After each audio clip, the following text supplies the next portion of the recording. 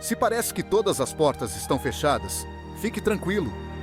Deus está abrindo um caminho novo, e quando Deus abre, ninguém fecha.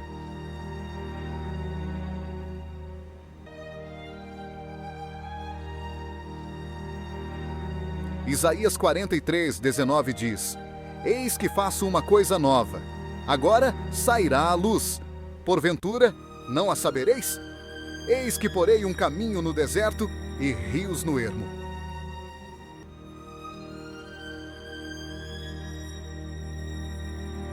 Deus está destravando oportunidades, abrindo portas inesperadas e preparando o melhor.